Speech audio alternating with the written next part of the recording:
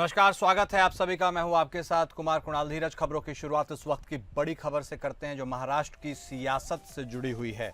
मुंबई में होने वाले महाविजय रैली में महाराष्ट्र की प्रमुख विपक्षी पार्टियों की एकता का प्रदर्शन देखने को मिलेगा। मंच पर राज ठाकरे और उद्धव ठाकरे एक साथ नजर आने वाले हैं। मराठी और हिंदी विवाद के बीच यह रैली आयोजित हो रही है। इस रैली पर पूरे प्रदेश के लोगों की नजरें टिकी हुई है। महाराष्ट्र की राजनीति में आज एक महत्वपूर्ण घटनाक्रम देखने को मिलेगा, जिसमें 2 दशकों से अलग थलग पड़े राज और उद्धव ठाकरे मराठी अस्मिता के नाम पर एक साथ मंच पर नजर आएंगे। ठाकरे बंधुओं के मंच साझा करने से अटकलें लगाई जाने लगी है कि क्या यह मौका सियासी बदलावों के लिए जानने वाले महाराष्ट्र में एक नए राजनीतिक गठबंधन का संकेत हो सकता है। राज और उद्धव ठाकरे के इस पुनर्मिलन को मुमकिन बनाया नई शिक्षा नीति में प्रस्तावित 3 लैंग्वेज पॉलिसी ने। दोनों नेताओं ने इसे मराठी अस्मिता से जोड़ा और यह कहकर इस नीति का विरोध किया कि केंद्र सरकार इसके बहाने गैर हिंदी भाषी राज्यों पर हिंदी थोपना चाहती है। मुंबई में होने वाली महाविजय रैली में भाग लेने वाले अन्य दलों के अध्यक्ष या राज्य प्रमुख भी मंच पर नजर आ सकते हैं। हालांकि एनसीपी शरद पवार गुट के प्रमुख शरद पवार और महाराष्ट्र कांग्रेस अध्यक्ष हर्षवर्धन सपकाल के इस रैली में शामिल होने की खबर सामने नहीं आई है। इससे राजनीति गर्म है। 2 दशकों से अलग रहे राज और उद्धव ठाकरे मराठी अस्मिता के नाम पर मंच साझा करेंगे। यह घटनाक्रम संभावित राजनीतिक समीकरण के बदलाव का संकेत भी माना जा रहा है। तो महाराष्ट्र की सियासत से जुड़ी हुई यह खबर, जहां आज महाराष्ट्र में महाविजय रैली का आयोजन होने वाला है और इस महाविजय रैली में 2 धुर विरोधी माने जाने वाले ठाकरे बंधु यानी राज ठाकरे और उद्धव ठाकरे एक साथ नजर आएंगे। और यह अपने आप में मुमकिन हुआ है 3 लैंग्वेज पॉलिसी की वजह से, वह नीति जो केंद्र सरकार लाई है। और इसके लिए ये दोनों एकजुट हुए हैं और महाराष्ट्र में हिंदी पर जो बवाल मचा है उसके लिए मंच आज साझा भी करेंगे।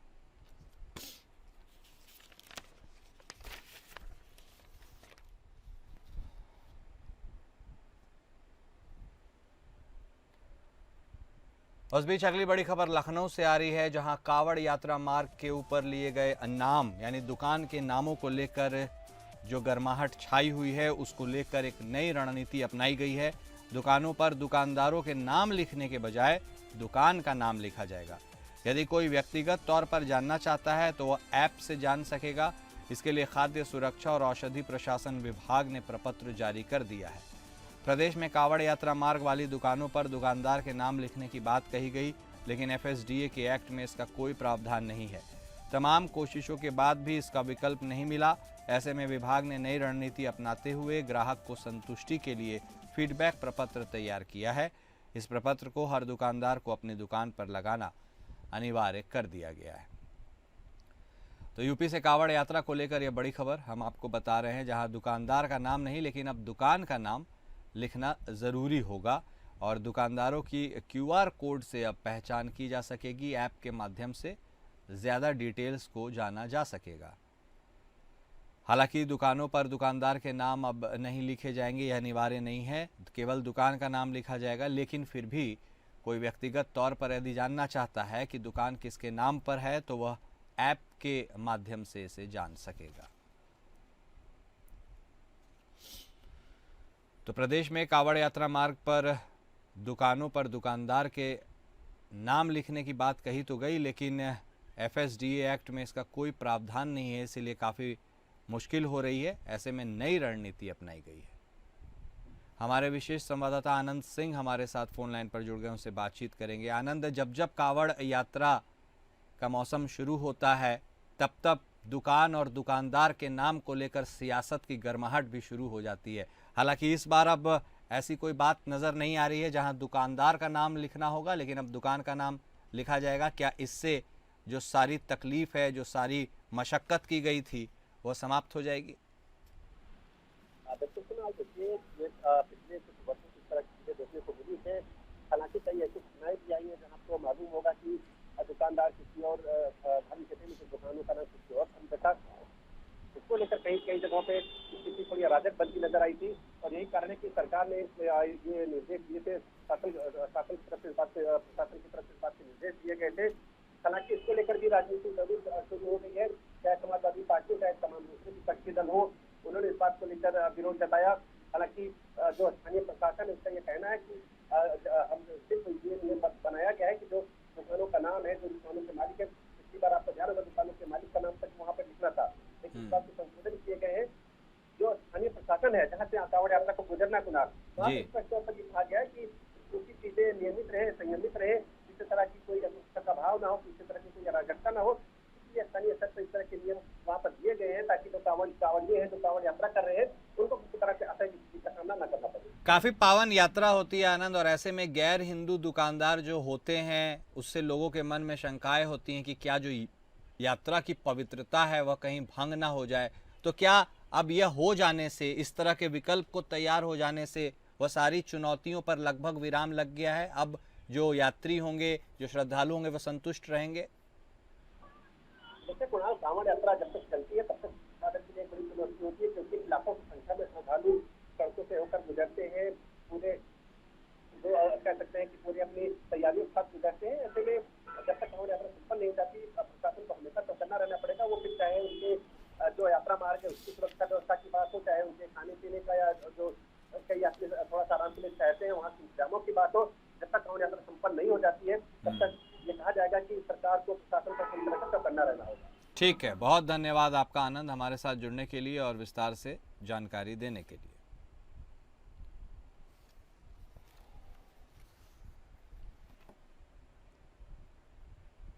और इस बीच अगली बड़ी खबर उत्तराखंड से आ रही है, जहां चार धाम यात्रा को लेकर सुरक्षा बलों की अतिरिक्त तैनाती की जाएगी। और यात्रा को लेकर यह बड़ी खबर आ रही है कि एनडीआरएफ और आईटीबीपी की अब तैनाती की जाएगी।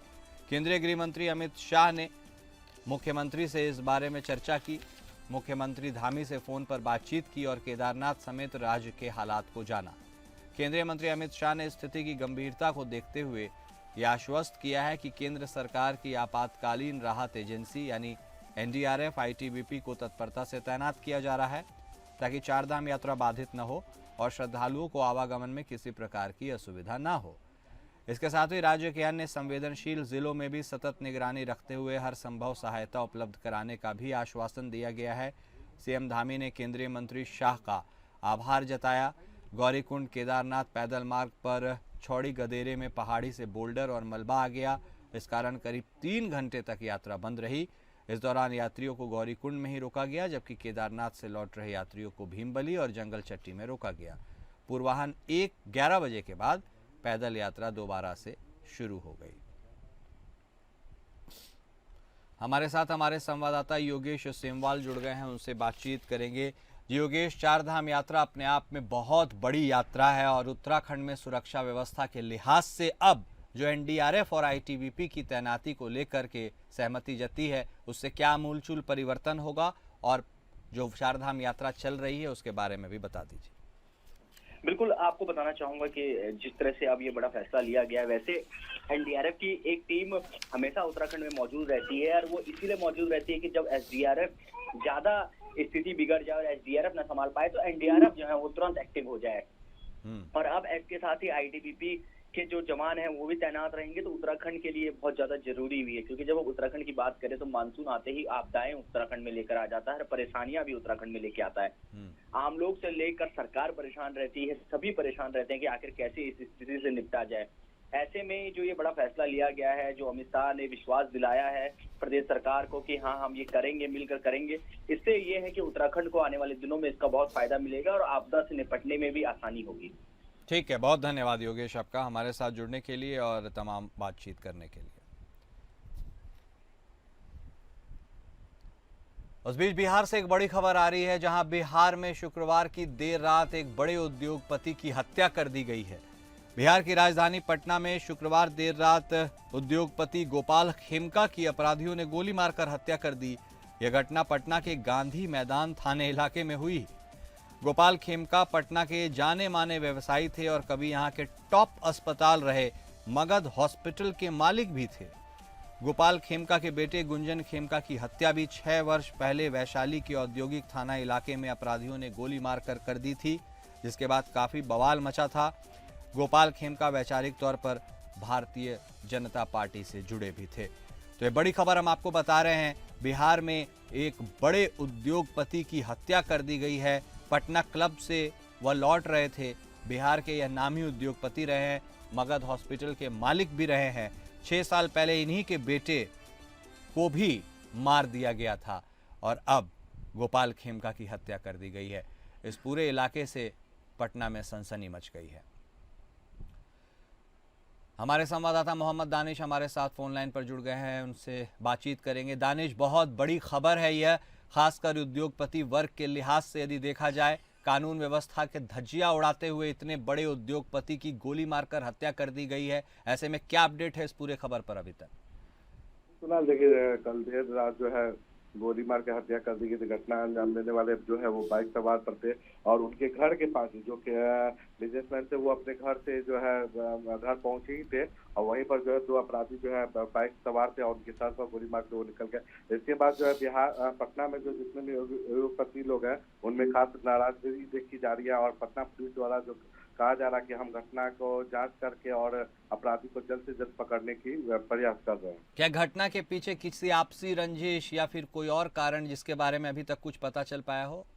जी कुणाल, देखिए, सबसे बड़ी बात है कि आज से 6 साल पहले के लगभग 6 साल पहले इनकी बेटे की भी हत्या कर दी गई थी वो हाजीपुर के पास में। हाँ। तो जैसा देखा जा रहा है कि या तो ये पारिवारिक दुश्मनी भी हो सकती है। तो पुलिस अपने इस एंगल से जांच कर रही है कि ये घटना बार बार क्यों हो रही है और क्योंकि इनका बिजनेस हाजीपुर में भी है और पटना में भी है, तो इस वजह से जो है ये उस एंगल में भी देखा जा रहा है कि ये घटना कैसे घट रही है। काफी नामचीन व्यक्ति भी रहे हैं, एक वक्त मगध हॉस्पिटल के मालिक भी रहे हैं, वो अपने आप में काफी बड़ा अस्पताल था। ऐसे में क्या जो चिकित्सक वर्ग है, जो हॉस्पिटल समूह है, उसमें भी चिंता की लकीरें?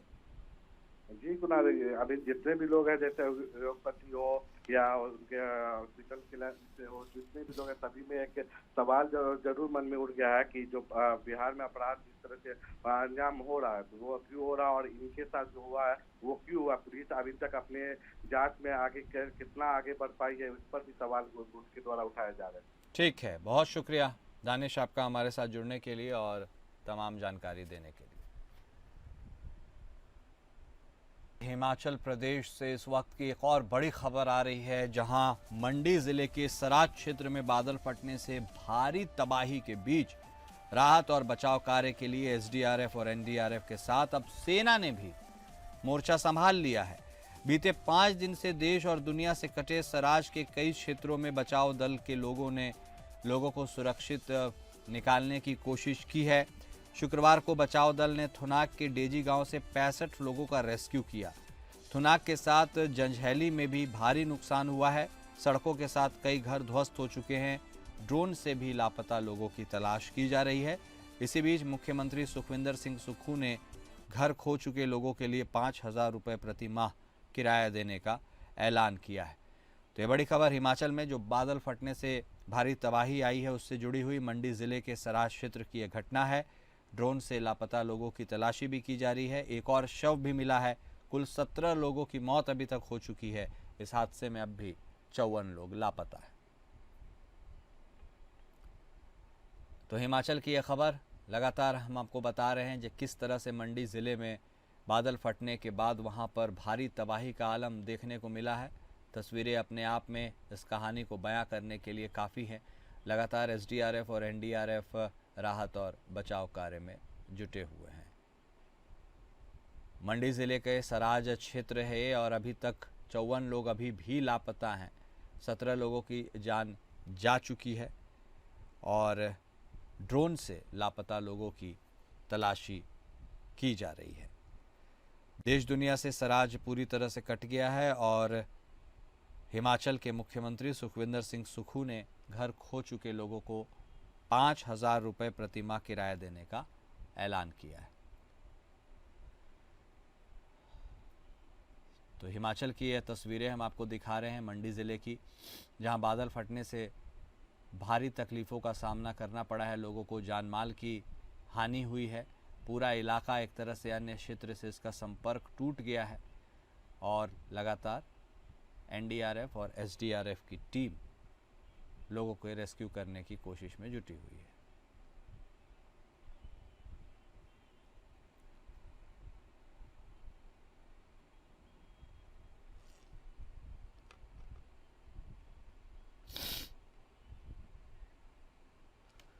हिमाचल प्रदेश की यह खबर, जहां बादल फटने से भारी तबाही का आलम लगातार जारी है। 5 दिनों से यह पूरा इलाका अन्य क्षेत्रों से कटा हुआ है, संपर्क टूटा हुआ है। ड्रोन से लोगों की तलाश भी की जा रही है। तमाम व्यवस्थाएं चाक चौबंद की गई हैं, लेकिन जिस तरह से बादल फटा है और उसके बाद कई घर ज़मींदोज़ हो गए हैं, ध्वस्त हो गए हैं, उसके बाद लोगों के पास रैन बसेरा का भी कोई ऑप्शन नहीं है। सरकार लगातार फ्रंट फुट पर खेल रही है, लोगों को बचाने की कोशिश कर रही है, लेकिन कुदरती मार की वजह से इस पूरे इलाके की हालत ख़राब नज़र आ रही है।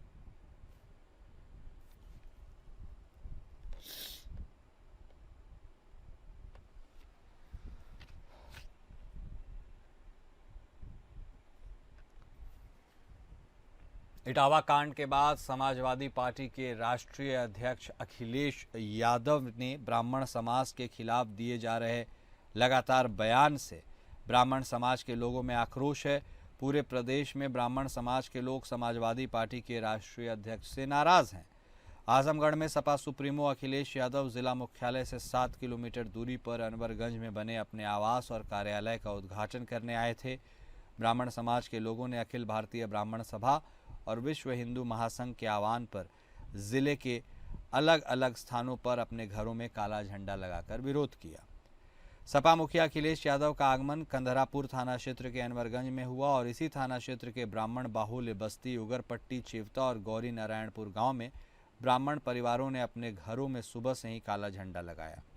वहीं रौनापार थाना क्षेत्र के बनहरा, मुबारकपुर थाना क्षेत्र के गजहड़ा, देवगांव थाना क्षेत्र के चेवार और दीदारगंज थाना क्षेत्र के ब्राह्मण बहुल गांव पलथी में भी ब्राह्मण परिवारों ने आक्रोश जताया। इस तरह जिले के सैकड़ों ब्राह्मण परिवारों ने अपने घरों में काला झंडा लगाकर सपा सुप्रीमो का विरोध किया है। ब्राह्मण समाज के लोगों का कहना है कि इटावा की घटना दुर्भाग्यपूर्ण है। इसमें जो भी दोषी हैं, पुलिस प्रशासन उसके खिलाफ कड़ी कार्रवाई कर रहे हैं। बावजूद इसके अखिलेश यादव ने पूरे ब्राह्मण समाज को कटघरे में खड़ा कर दिया है, जो बेहद निंदनीय है। ब्राह्मण समाज के लोगों का कहना है कि गांव में यादव समाज के साथ ही सभा में जो लोग मौजूद थे, समाज के लोग, वो भाईचारे के साथ रहते हैं, लेकिन अखिलेश यादव के इस बयान के बाद से ब्राह्मण और यादव समाज के बीच एक खाई पैदा हो गई है। उन्होंने राजनीतिक लाभ के लिए यह बयान दिया, जो उचित नहीं है। ब्राह्मण समाज के लोगों का कहना है कि हम लोग काला झंडा लगाकर शांतिपूर्ण तरीके से विरोध दर्ज करा रहे हैं।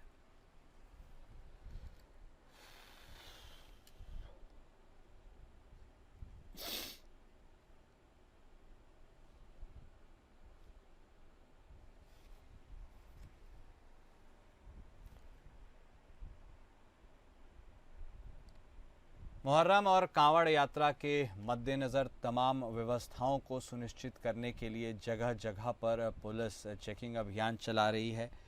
कानून व्यवस्था बनाए रखने के लिए प्रशासन पूरी तरह सतर्क है। जिलाधिकारी अविनाश सिंह ने स्पष्ट कहा है कि इस बार किसी भी तरह की नई परंपरा शुरू नहीं होने दी जाएगी। डीएम ने बताया कि जिला और पुलिस प्रशासन द्वारा पीस कमेटी, सिविल डिफेंस और विभागों के साथ कई स्तरों पर बैठक की गई है। सभी को निर्देश दिए जा चुके हैं। सभी थाना क्षेत्र के सीओ, तहसीलदार और थाना प्रभारी को यह कहा गया है कि स्टेटस को यानी यथास्थिति को सुनिश्चित करें और सभी परंपरागत मार्गों का निरीक्षण कर किसी भी प्रकार की समस्या का तत्काल समाधान किया जाए। जनपद के प्रमुख मंदिरों पर प्रत्येक सोमवार और अन्य महत्वपूर्ण तिथियों को मजिस्ट्रेट ड्यूटी लगाई गई है। मंदिर परिसरों की साफ सफाई, वाटर लॉगिंग और विद्युत सुरक्षा की नियमित निगरानी की जाएगी। डीएम ने दोहराया कि शांति और कानून व्यवस्था के साथ किसी भी प्रकार की छेड़छाड़ बर्दाश्त नहीं होगी। किसी ने भी माहौल बिगाड़ने की कोशिश की तो कठोर कार्रवाई की जाएगी।